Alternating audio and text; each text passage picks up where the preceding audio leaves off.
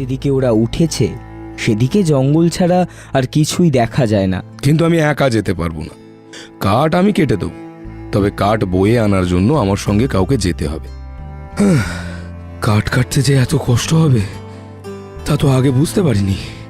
তারপর আস্তে আস্তে এগোতে থাকে নৌকার দিকে। আরে, ছেলেটাকে এভাবে রেখে আমরা চলে যাব? নবকুমার যে সত্যি এলো না, সে যদি ফিরে এসে আমাদের দেখতে না পায়, তার প্রতি যে তাহলে ভীষণ বড় অন্যায় করা হয়ে যাবে। কি ভাববে সে? নবকুমার, নবকুমার, তুমি আমার কথা শুনতে পাচ্ছ? নৌকা চলতে লাগলো সমুদ্র পথে স্রোতের অভিমুখে।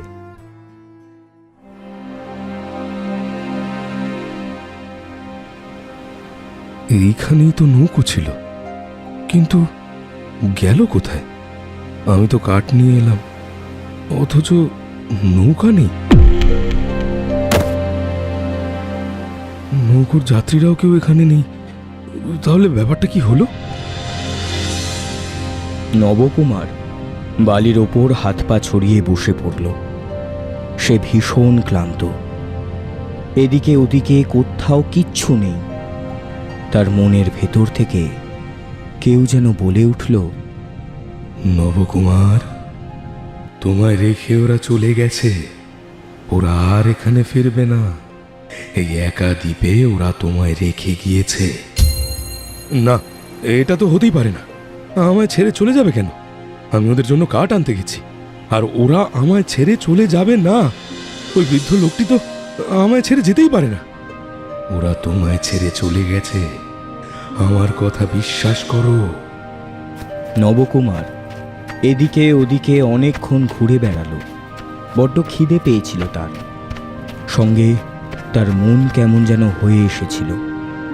তাই সে দেখতে পায় তার সামনে বালির উপরে যেন সে নিজেই দাঁড়িয়ে রয়েছে। আমায় তুমি মিথ্যে কথা বলতে পারবে না। আমি জানি ওরা আমায় ছেড়ে যায়নি। নিশ্চয়ই জোয়ার এসেছিল, তাই নৌকা ভেসে গেছে। অপেক্ষা করলেই ওরা ফিরে আসবে।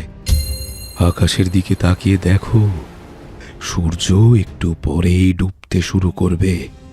তোমার কি মনে হয় এখন ওরা ফিরে আসবে? জোয়ার নামতে শুরু করেছে, দেখো। নবকুমার হাঁটতে হাঁটতে জলের ধারে আসে। জলে দুটো পা রেখে বসে থাকে বেশ কিছুক্ষণ। দূরের দিকে তাকায়, জলে তখন ঢেউ উঠেছে। সত্যি সত্যি কি ওরা আমায় ছেড়ে চলে গেল? কিন্তু আমি তো ওদের জন্যই গিয়েছিলাম। ওরা এই কাজ করতে পারে না। মানুষ সব পারে নবকুমার, মানুষ সব পারে। যখন মানুষের জীবনের ওপর প্রশ্ন আসে তখন মানুষ সব পারে। একা তোমার জন্য ওরা তো আর সবার জীবন নিয়ে খেলতে পারে না। নবকুমার উঠে পড়ল। আবার নদীর তট ছেড়ে পিছনের দিকে ঢালু জমি দিয়ে উঠতে লাগলো। আর তার সঙ্গে সঙ্গে উঠতে লাগলো তারই ছায়া শরীর। নবকুমার, জঙ্গলে যেও না।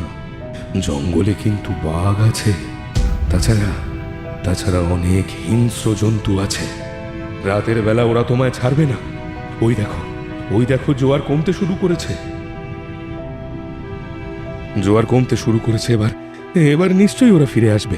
ওরা না এলেও কোনো নৌকো যদি আসে, তাহলে সেই নৌকায় করে তো আমি যেতে পারবো। নবকুমার আবার ঢালু জমিতে বেয়ে নিচে নেমে এলো। জলের কাছে অনেকক্ষণ দাঁড়িয়ে রইল। কে কোথায় আছো? আমি বড় বিপদে পড়েছি। এখানে আমি একা আটকে রয়েছি। তোমরা আমার কথা শুনতে পাচ্ছ? সমুদ্র আমায় একটা নৌকা পাঠাও। তুমি বড় ক্লান্ত হয়ে পড়েছ নবকুমার। ওই বালির তটেই তুমি ঘুমিয়ে পড়ো, তবে জঙ্গলে যেও না।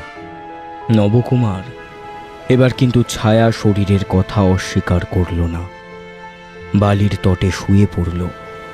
ততক্ষণে পশ্চিম আকাশে সূর্য নামতে শুরু করেছে। আগেই বলেছিলাম তোমাদের, আমার কথা তোমরা শুনলে না। বললাম বললাম নবকুমারকে একা ওখানে রেখে এসো না, তার বিপদ হবে। বাবু, আপনি দয়া করে একটু চুপ করবেন। আমরা এমনিতেই কিছু বুঝে উঠতে পারছি না, এরপর যদি আবার কোনো বিপদ হয় তখন। বিপদ যা হবার তা তো অনেক আগেই হয়ে গেছে। তার উপর তোমরা সকলে মিলে নবকুমারকে জঙ্গলে ফেলে রেখে এলে, তার ফল ভোগ করতে হবে না তোমাদের? আপনি একটু চুপ করবেন? সেই ফেরার পর থেকে একই কথা বলে যাচ্ছেন। আরে বাবা, আপনি তেমন হলে আপনি এখানে নেমে পড়ুন। ওই যে জল দেখতে পাচ্ছেন, জলে ডুবে মরুন। আরে আরে এসব কি কথা? এখন এই বিপদের সময় তোমরা নিজেদের মধ্যে ঝগড়া করো না, বুঝলে? সকলে সকলে বসে বসে ঈশ্বরের নাম করো। যদি বাঁচিয়ে দেয়, যা অন্যায় করে এসেছো তোমরা সকলে মিলে। কিন্তু কিন্তু আমরা কোনো অন্যায় করিনি। আপনাদের কথায় আমরা তো নৌকা নিয়ে এসেছি। তাছাড়া মনে করলাম একজনের জন্য বাকি নৌকার সবার জীবন নিয়ে টানাটানি তো করা যায় না। আমায় আমায় উদ্ধার করেছো, অনেক অনেক পুণ্যের কাজ করেছো। এখন চুপ করে নৌকা চালাও, একটু পরেই আঁধার হয়ে আসবে, কোথাও তো কিছু দেখা যায় না। নৌকার মধ্যে সকলের আবার হাহাকার পড়েছে। নৌকা জোয়ারের টানে যে কোথায় এসেছে তা বোঝা যায় না। যেদিকে তাকায় সেদিকে জল, কোনো তীর নেই। এতক্ষণ ডাঙায় থেকে ওরা ভয় পেয়েছিল, এবার জলে যেন সবাই ভয় পেতে লাগলো। পশ্চিম আকাশে সূর্য ডুবতে শুরু করেছে।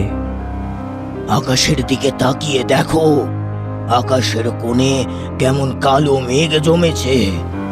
নবকুমার যদি বেঁচেও থাকে, তাহলেও এই ঝড় বৃষ্টির মধ্যে সে আর বাঁচতে পারবে না। এমনিতে খিদেতে ক্লান্ত, তার উপর ওই জঙ্গল। তার মানে যদি বাঘে তাকে খেয়ে না থাকে, তাহলে ঝড় বৃষ্টিতে অনাহারে সে নিশ্চয়ই মরবে। কিন্তু আপনি আমাদের জন্য চিন্তা করুন, বুঝলেন? এতগুলো লোক রয়েছে তার মধ্যে। তোমার যদি এতই সমস্যা হয়, তাহলে তুমি বাবু নৌকাটা চালাও। ওহে মাঝি ভাই, শুনছিস তোরা? দাঁড় ছেড়ে দে, ওনাকে দাঁড় দিয়ে দে, উনি আমাদের নিয়ে যাবে। আমরা পড়েছি বিপদে, আর উনি। ওইদিকে দূরে কি যেন একটা দেখা যাচ্ছে, মনে হচ্ছে একটা নদীর পার। মাঝি ভাই, তাড়াতাড়ি চালাও, ঝড়ের আগে যদি ওখানে পৌঁছাতে পারি। দূরে কালো মতো একটা কি দেখা গিয়েছিল। নৌকা সেই দিকে চলতে লাগলো। বৃদ্ধ মনে মনে বলল, অন্যায়ের শাস্তি হবেই। বাড়ি ফিরতে পারবো বলে তো মনে হয় না।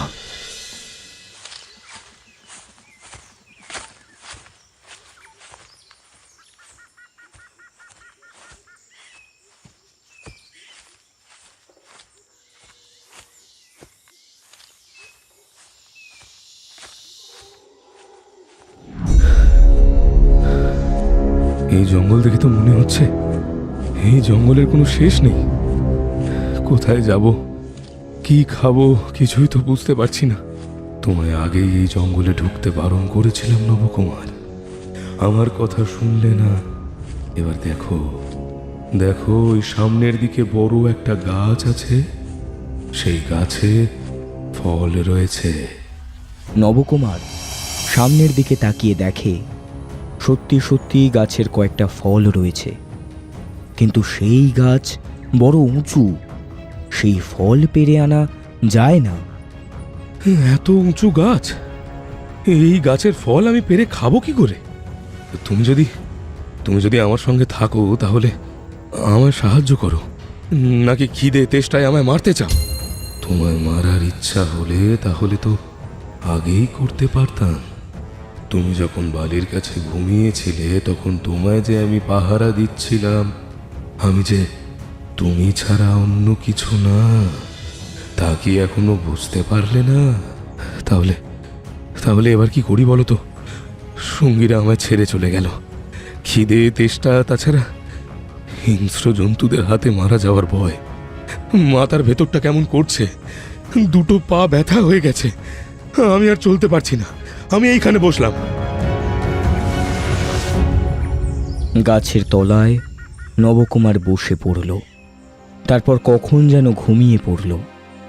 নবকুমার ঘুমিয়ে পড়তে সেই ছায়া শরীর গাছের একপাশে এসে দাঁড়ালো। নবকুমার, তুমি জানো না তোমার জীবনে কি পরিবর্তন হতে চলেছে এবার? নিজেকে রক্ষে করো, আমি চললাম। সেই কালো ছায়া হাওয়ায় মিলিয়ে গেল। ততক্ষণে অন্ধকার নেমে আসতে শুরু করেছে। নবকুমার গাছের তলায় নিশ্চিন্তে ঘুমিয়ে পড়ল। নবকুমার স্বপ্নে দেখতে লাগলো তার বাড়ির কথা। বাবু, বাবু তাড়াতাড়ি এসে খেয়ে নে, তোর তো বড় খিদে পেয়েছে, এখানে আয়। এখনো খিদে পাইনি মা, খিদে পেলে তারপর খাবো। আমি বুঝতে পারছি তোর ভীষণ খিদে পেয়েছে, তোর অনেক ভয় করছে। তুই আমার কাছে আয় বাবু। আমার ভয় করবে কেন? আমার খিদে পাইনি, আমি এই তো বেশ আছি। নবকুমার যেন বিছানার ওপর উঠে বসে, আর তারপরেই চারপাশটা কেমন বদলে যেতে থাকে। এ কি, আমি কোথায় এসেছি? মা কোথায় গেল? আমার ঘর, আমার বিছানা সবকিছু এইভাবে বদলে গেল কি করে? নবকুমার ধড়ফড় করে গাছের তলায় উঠে বসে, আর দেখতে পায় তখন অনেক রাত, চারপাশটা কালো হয়ে আছে। আমার সঙ্গীরা আমায় নিতে ফিরে আসেনি, তার মানে তারা ইচ্ছে করেই আমায় ছেড়ে গেছে। জোয়ারের জল তাদের নিয়ে যায়নি, কিংবা সমুদ্রের ঢেউও নিয়ে যায়নি। মানুষ এত নীচ মনের হতে পারে তা আমার ধারণা ছিল না।